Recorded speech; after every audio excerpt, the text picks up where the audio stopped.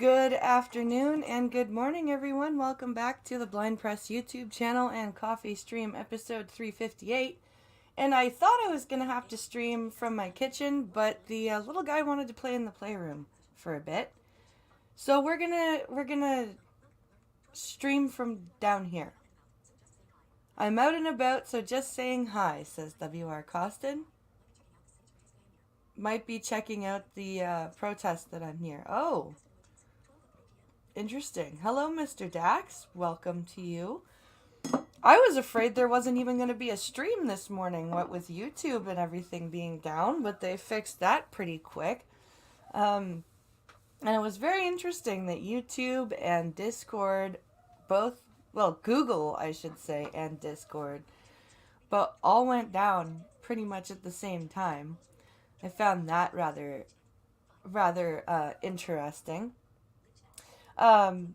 So yeah, that was a that was an interesting morning to wake up to find Google and Discord both not working, but they got it fixed. So I hope everyone had a good weekend.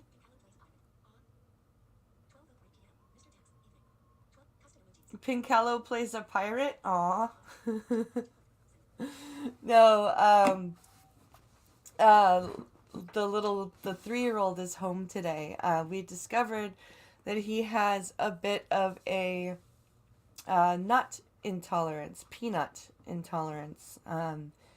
So he got a little bit sick yesterday, and the daycare has a rule about like 24 hours or without, tummy aches or, diarrhea or anything like that, even if it's not contagious. So he's staying home today.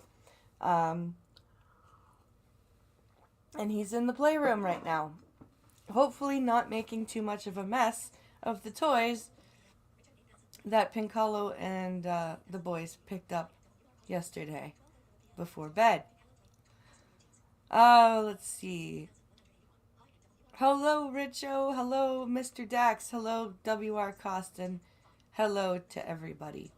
So we've got a few things to look at today. It's probably going to be a bit of a short stream just because I do have the 3-year-old home. But, better short than nothing, right? So what we're going to do is we're going to take a look. I've got a couple of Pierre Poilievre videos for us to look at. And then I've got a science article to look at as well. And if we need more things to look at, then I can jump into Discord and grab some Gunfox stories. So we should be covered. So first we're going to take a look at a video that Pincallo sent me last week, but I didn't get a chance to play it. It's from a couple days back. It's called A Blue Christmas. And here in Canada, blue is the color of the Conservatives and red is the color of the Liberals. We've kind of done things a bit backwards here. And I'm assuming that that is what A Blue Christmas has to stand for. I could be wrong. So we'll take a look at the video and we'll see. And then there's a video. Oh, and Pincallo also sent us a story this morning that we can listen to. So we've got stuff to talk about. Where are we here? There it is. A Blue Christmas. Okay. Hopefully it won't autoplay, because I need to share the screen first. Oh.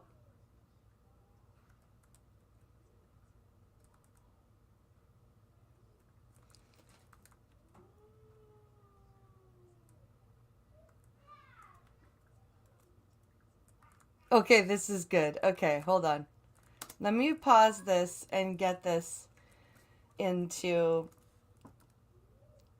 to the correct positioning here. Okay. So, from the first few seconds of the video that I've just heard in my ear, it would seem that Monsieur Poilievre has changed a bit of the wording to "'Twas the Night Before Christmas."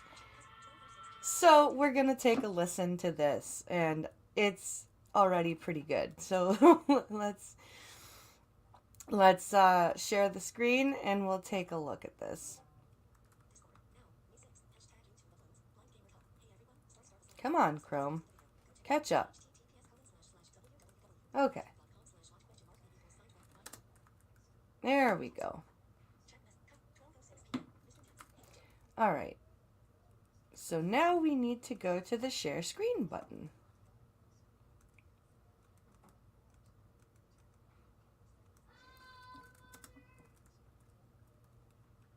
There we go.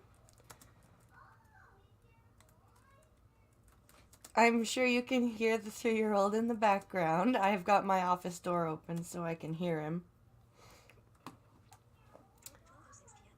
All right.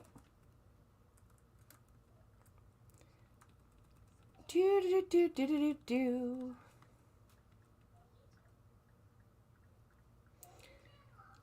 Now what I should do is I need to check and make sure that the screen is that you guys can still see me.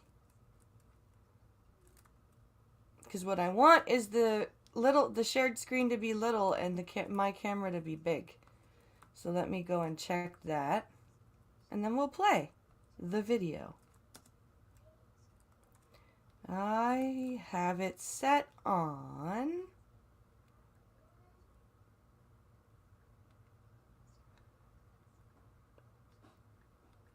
Where are we here?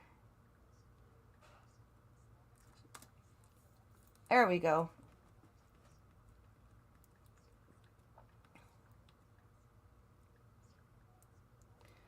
No, I don't want it to be full screen. I want it to be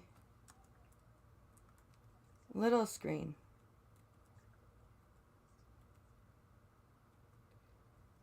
No, that's not what I want. Okay, go away. Okay. That's the best I can do. Hopefully the shared screen is not huge. Alright, here we go. It's a gun fox. Hello, gun fox. I did. I'm gonna go grab some news in a little bit. After I do these videos, I'm gonna grab some news from the Discord, gun fox. I did see that you've been dumping a lot of news. And some of it is actually not election news, so I will be taking a gander at that. Let me just get this video played here. So here is Pierre Poilievre's version of "'Twas the Night Before Christmas," and it's called A Blue Christmas. 'Twas the night before Christmas, and all through the house not a creature was stirring, not even a mouse. Then came Scrooge's call through the PM's headset. You owe me repayment of the national debt. But Scrooge, Christmas is for Santa and cute elves, candy canes and budgets that balance themselves. No, snapped Scrooge, Santa's in debtor's jail till you pay. I'll leave him there and ruin Christmas Day. I need cash in a flash, cried out JT. Perhaps speaking fees for my friends at We. The central bank will make our dollars double, reducing by half my money troubles. Doubling the number of each coin will make us more, turning loonies to toonies and toonies to four. Each party will chip in some coins for free. If it's loonies we need, they're in the NDP. We'll host liberal fundraisers, social distance, no doubt. That's easy enough. Liberals are always spaced out. Meanwhile, at North Pole was a plan underway to set Santa free and save Christmas Day. Out of a helicopter, an Air Force vet ran, a dashing and handsome, slightly balding man. Goodness, asked St. Nick, who's this man on a mission? My gosh, it's the leader of the opposition. The leader cut the bars and set Santa away, who wasted no time and ran straight for his sleigh. But as he jumped on, a reindeer did buck. Santa stubbed his big toe and yelled, oh, shucks. Then off, and the chariot went. Up it soared, our children's dreams renewed and also restored, proving again Christmas dreams can come true as Santa and all turn their colors to blue.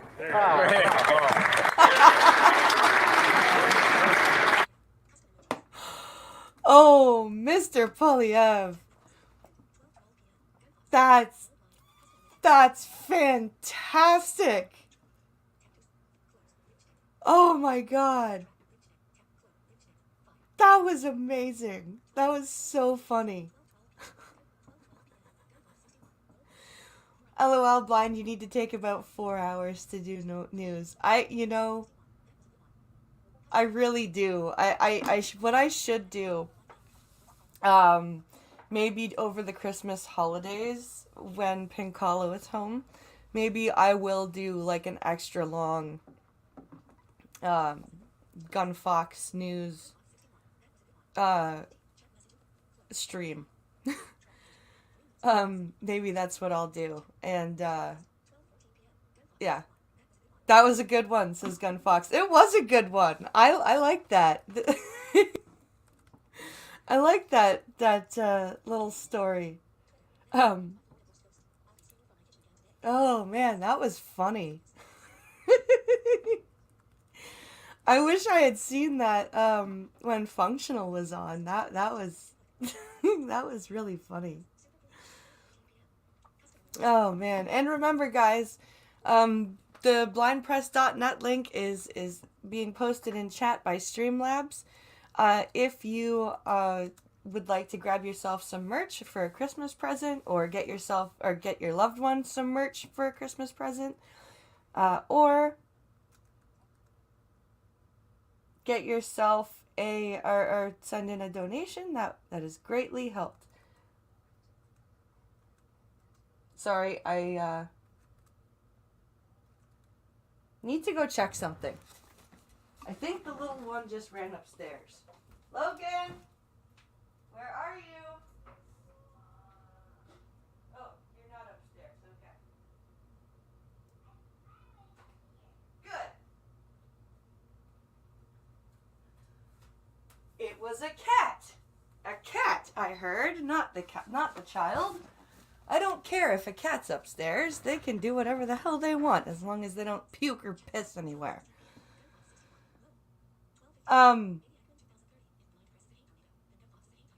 If Blind Press is a hate tornado, then Gunfox is a hate typhoon. Well done. Well done. Okay. So we're going to keep this in spirit with Mr. Polyev, and we're going to listen to his speech about the preloaded credit card is what this is called. The preloaded credit card. So we're going to listen to this, and then we're going to get into the news story from Pinkalo. Why am I throwing my phone on the floor? And why is this playing without me asking it to? That is not what I need it to do. I need it to not play right away so that I can share the screen. Not very helpful, YouTube. Okay. Here we go.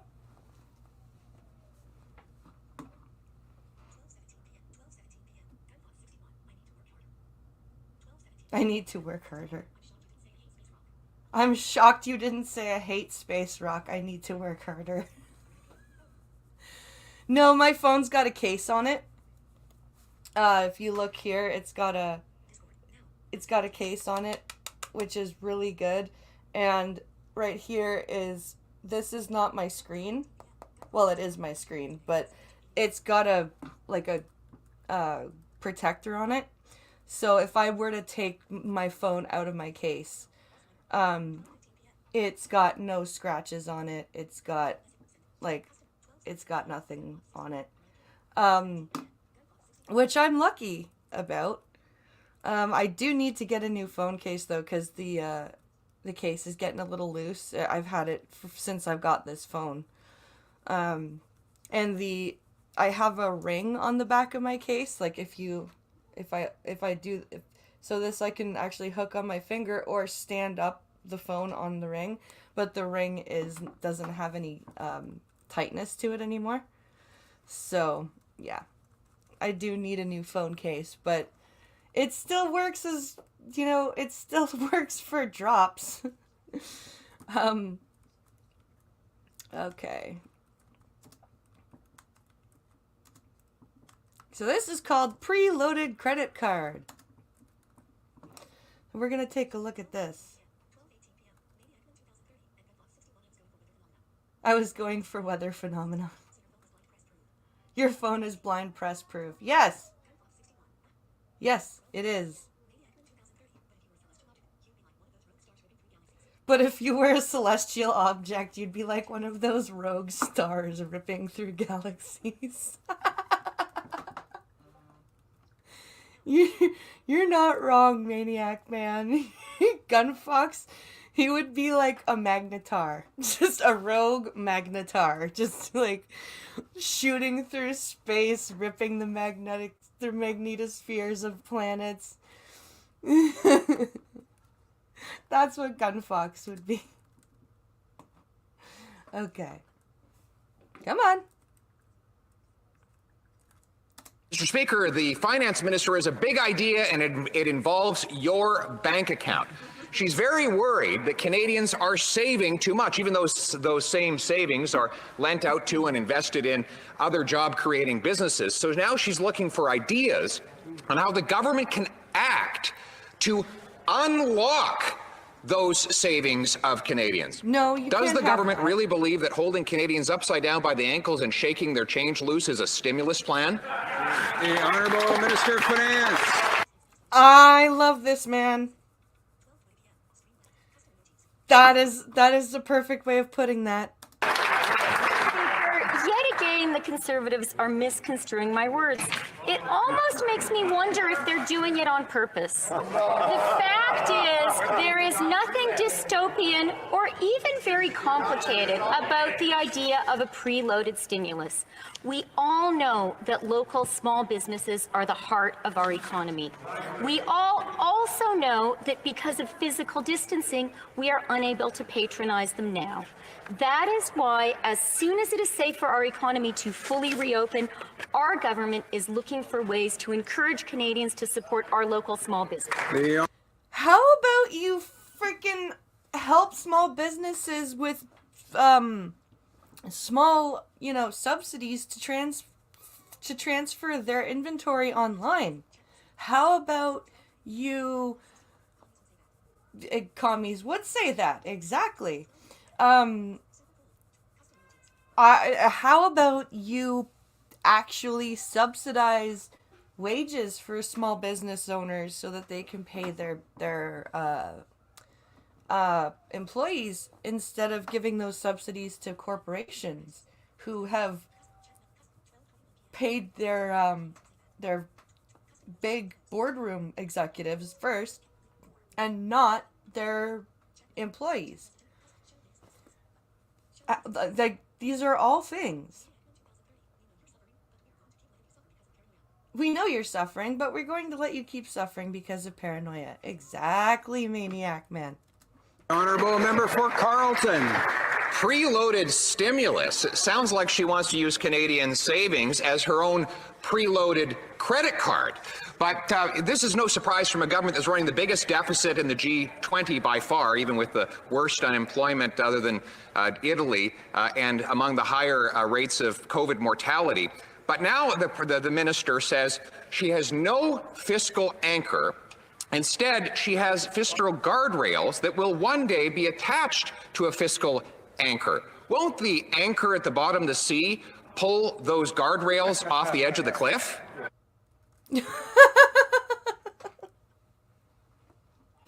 I love how glib he is. It's great.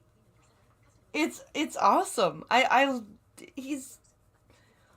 There's no way that Krista's words are being misconstrued here. Like, he's using her own words against her, and it's really funny that she went for the dystopian, they're making things up. It's very interesting that that's where she went right away. I find that just very, very telling.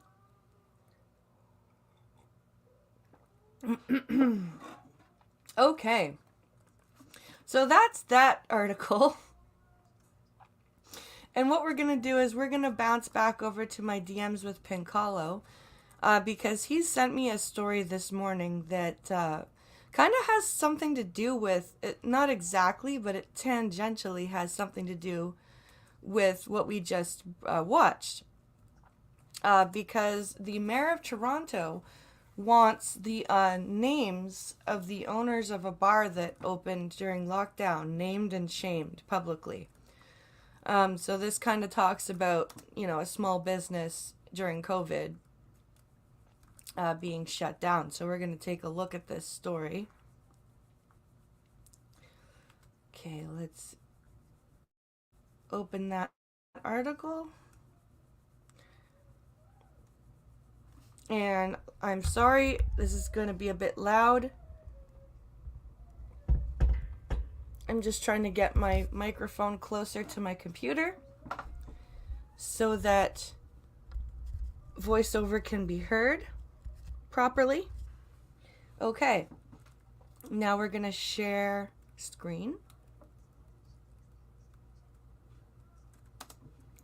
Let's see here.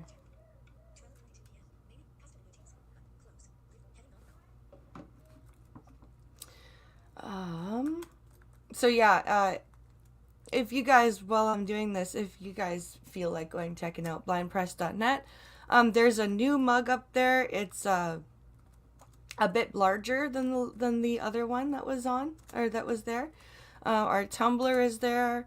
There's a coffee stream towel. There's some of Pink Hollow's photographs of like landscapes and things like that.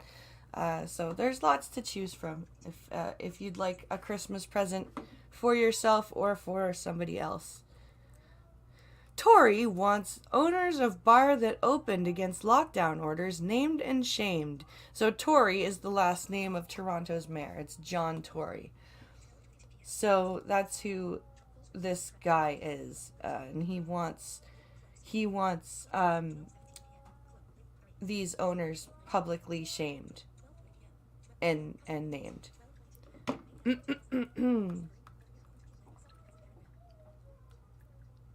Okay, let's see.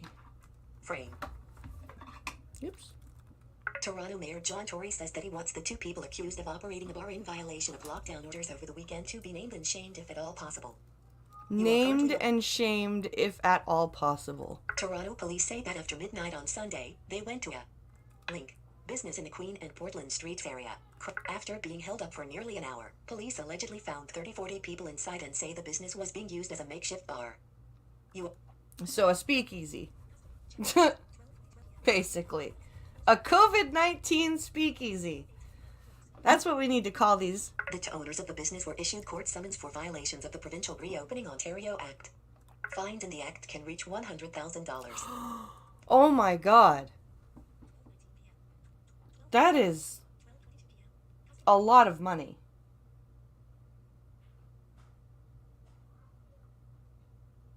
$100,000. Holy crap. Like, that's a business startup amount on its own. Oh, Pink Hollow is home.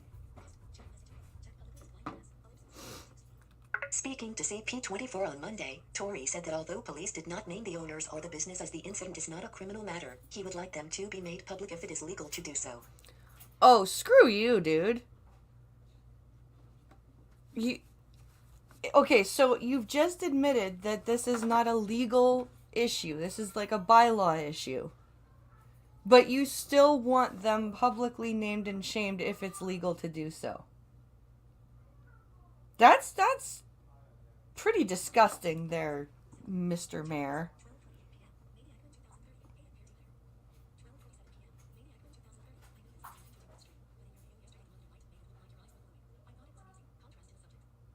This has nothing to do with the stream, but in yesterday's video, the monitor light made your eyes look like they were glowing. I thought it was amusing. Oh, cool! Contrast to the subject. Oh, that's pretty awesome. Well, that's how the left will balance the budget. Fine all businesses, yeah? Parody Bear, hello! So yeah, that's the Toronto Mayor. If it's just a protocol, I am going to suggest we should make the name public because I think anyone who is that irresponsible as an owner not only should be facing their day in court, and not only be given the maximum fine as well, but they should be shamed, he said. This is grossly irresponsible business behavior.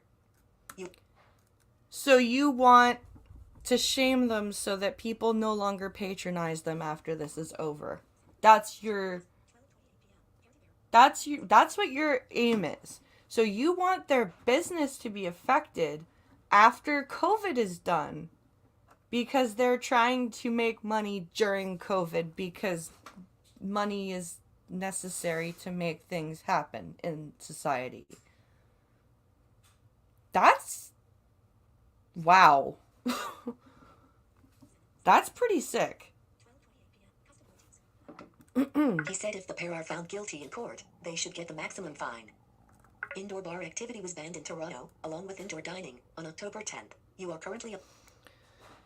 So, while it really sucks that indoor activity is banned because it's winter, which basically means you can't do anything with your business if you have a patio, because it's too cold to sit outside, you're basically screwed. Your business is basically screwed. It's because you can't just say, okay, fine, I will serve drinks on the patio, because it's not July, right? It's fall/winter in Canada, so you can't even just say, go serve your drinks outside or whatever. Like, this effectively closes businesses. Advertisement link footer. Use of this web link and link cut unlaid, all rights reserved. Oh, is that it? Is that that's like the shortest article ever. Let's see. Yeah. Oh, okay then. So yeah, John Tory wants business owners who don't comply with lockdown to be publicly shamed, which will affect their patronage after the whole... Shocking. The commie wants to punish fucking capitalists, right? Yeah. Yeah, he wants to shame these people so that the people who are terrified of a virus with a 97% recovery rate will not patronize these people afterwards. That's basically what he's doing. It's disgusting. That is absolutely... What the hell has happened to this world? Lockdowns violate charter rights. Tory is a commie? News to me. Well, he's acting like one. He's acting... And lockdown... Honestly, I think it does affect charter rights, especially because the CDC hasn't put any, official, you guys must lock down. There has never been, from the CDC, any orders during this whole thing that recommend locking down. So, I don't know. So,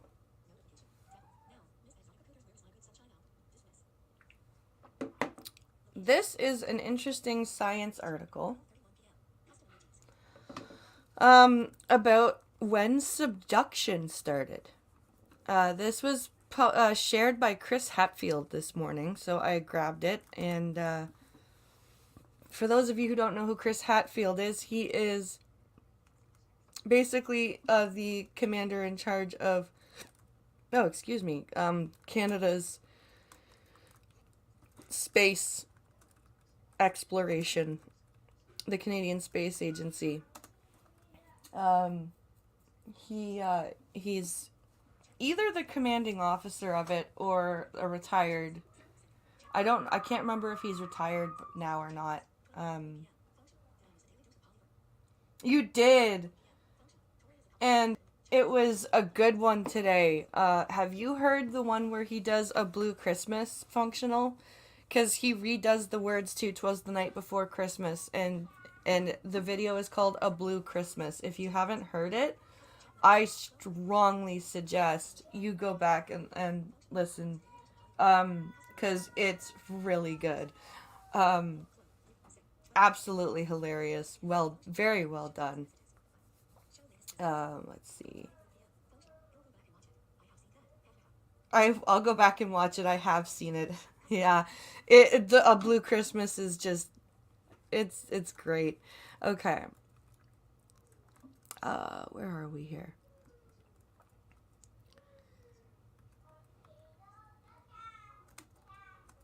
So this here, we have a study published by I can't remember her name, Dr. Sarah something or other. I can't remember her name. But I want to be in the actual area of the article, please.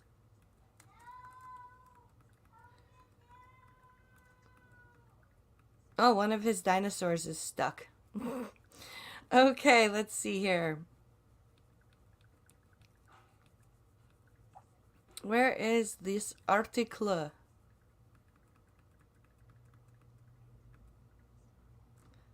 So many links.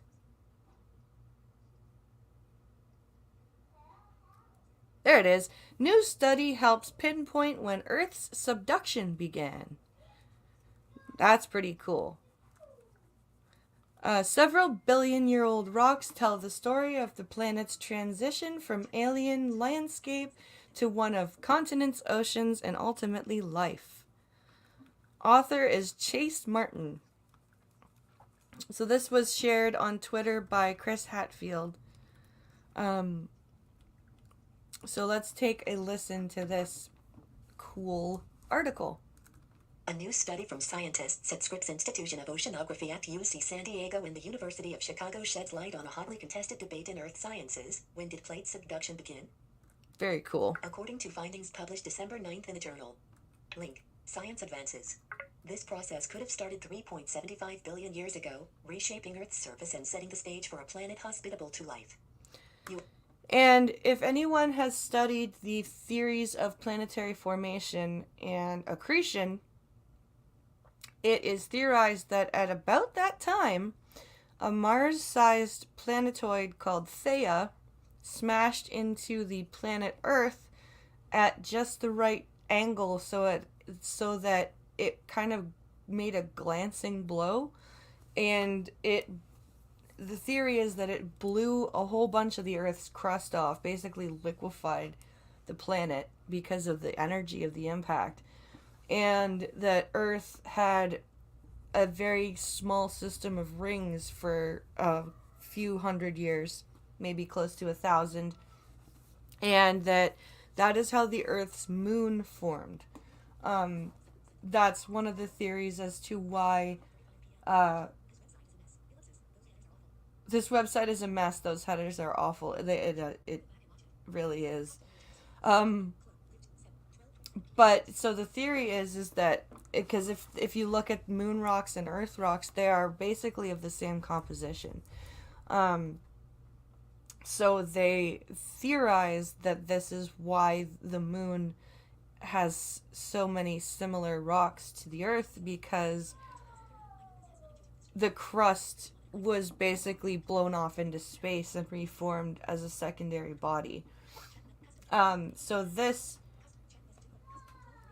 study showing when subduction starts pretty closely coincides with the impact with Theia, which is kind of interesting.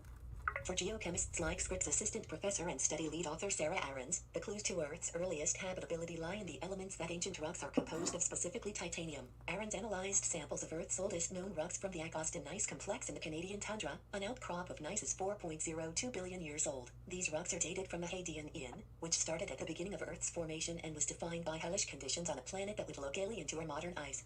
Hence, Hades. Aarons' research focused on isotopes, which are variations of the same element based on the number of neutrons they have. Taking the samples from Antiquarian gneiss provided by Jessie Riemink, an assistant professor at Penn State University, she crushed bits of the rock into a powder that was then heated to form a glass bead, a process that allows dissolution of the titanium she sought to analyze. Once cooled, the bead was dissolved in acid and the titanium was chemically separated from other elements. Aarons was then able to determine the variations of titanium isotopes present in the sample using a mass spectrometer in the Origins lab led by her collaborator Nicholas Stoffus at the University of Chicago.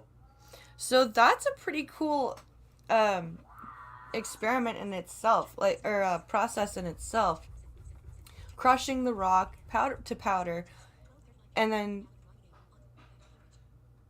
back to that sucks. I'd love to drill deep into the moon to see what's in there. Yeah. No, it's not fun. It's basically still in town, Gunfox, so he's basically being sent around town for deliveries today. No, I don't think he's gone out of town yet, so Lots of getting in and out of the car, stops and starts.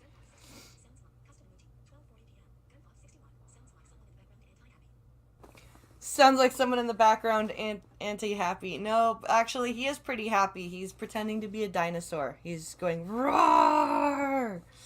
So yeah, that's what he's doing. All right, let's see here. Ahrens compared these samples to newer, modern rocks formed in subduction zones. In samples aged at 3.75 billion years old, she noticed similarities in structure and composition to the modern ones, suggesting that plate subduction began around that time. Interesting. Very cool. A lot of previous work has been done on these rocks to carefully date them and provide the geochemical and petrological context, said Ahrens. We were very lucky to get the opportunity to measure titanium isotope compositions, a burgeoning isotope system in these samples. Yeah, that is pretty lucky to have the opportunity to perform that. Yeah, it's...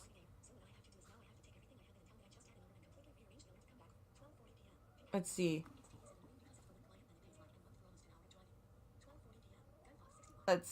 It's tedious because... Or it's tedious and annoying because it's for one client. And they pays like... Oh, so what I have to do is I have to take everything I have in town in order and completely rearrange it. Oh god. It's pretty much taking one route and then reversing it 180 degrees. Oh my god. Yeah, this is what happens to him a lot, Gunfox. Studying the history and onset of ancient subduction zones is notoriously difficult. Rocks are constantly destroyed as the crust is driven inward into the mantle, leaving behind few samples that date back into Earth's earliest history. Scientists have long debated when plate tectonics and subduction began, with estimates ranging from 0.85 to 4.2 billion years ago, more than two-thirds of the planet's history. Discovering when plate subduction began means pinpointing when Earth transitioned from a planet dominated by transient landmasses piercing through the ocean surface to one composed of long-lived continents where long-term biogeochemical cycles are controlled by volcanic degassing and recycling into Earth's interior. Interesting. This is really cool stuff. I've already done this lab once already today. And freezing rain has started.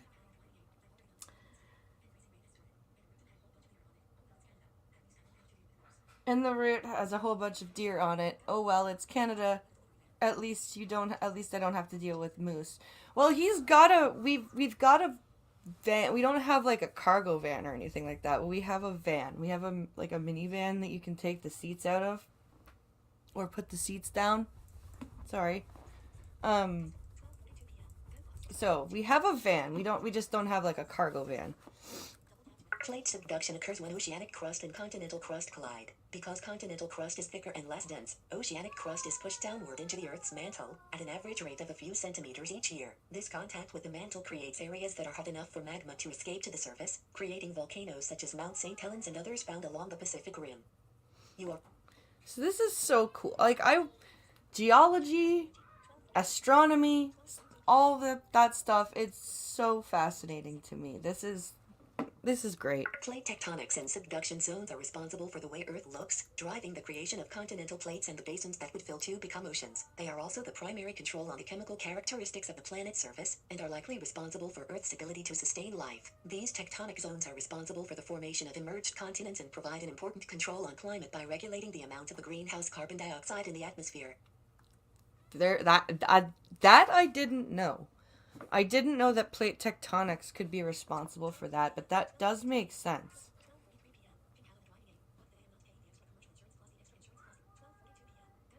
Fuck that, I'm not paying the extra insurance plus the extra commercial and...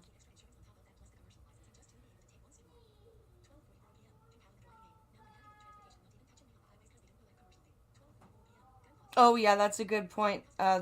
He said, no, I'm happy with the transportation not catching me on the highways because they don't know I'm commercial. Yeah, that's a good point. Fuck Ontario and insurance scams, right? right functional? Oh, man. In 4 billion-year-old rock samples, Aaron saw similarities to modern rocks that are formed in plume settings, like Hawaii and Iceland, where a landmass is drifting over a hotspot. However, in rocks aged to 3.75 billion years, she noticed a shift in trend to rocks that are formed in modern subduction zones, suggesting that around that time in Earth's history these areas began forming. That's a very interesting find. Why does my son sound like he's like moon?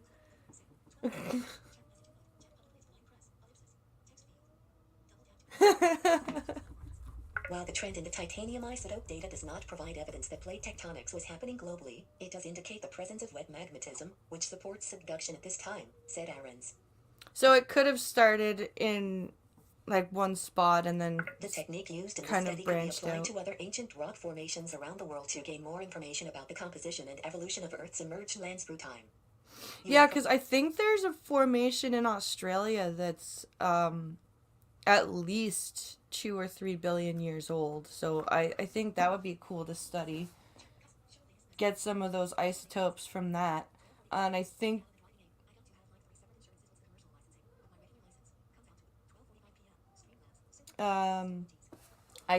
that like if there's one in Antarctica as well, I believe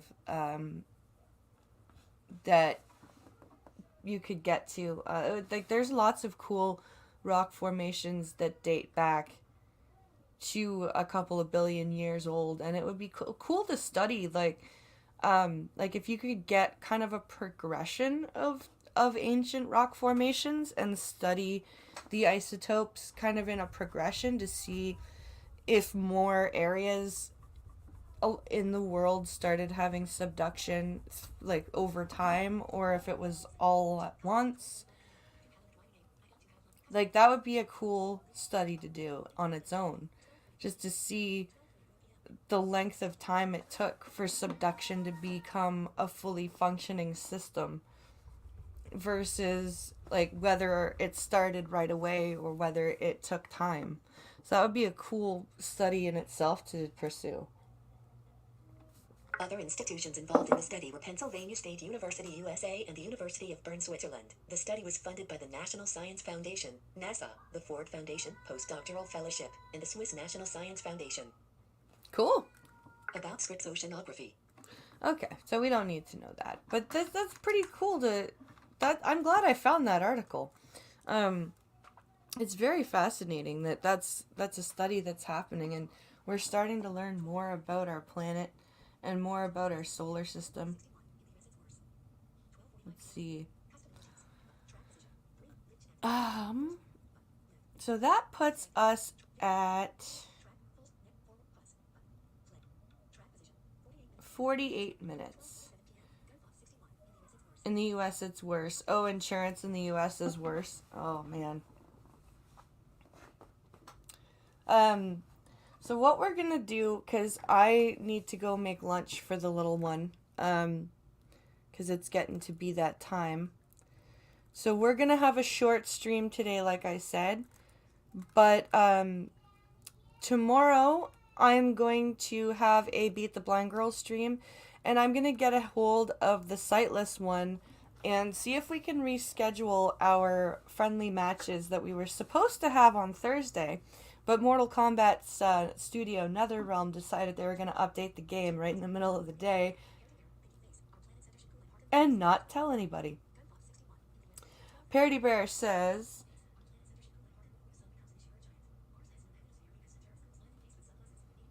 oh, yep, no, our planet should cool and harden before the planet becomes a red giant. Yes. Yeah, it probably will. The Earth, or the Sun, has another 10 billion years to go, I think. It's got a few more billion years to go. But I think that we will definitely have cooled and hardened by then. So tomorrow I'm going to try to reschedule the friendly matches between the Sightless one and I.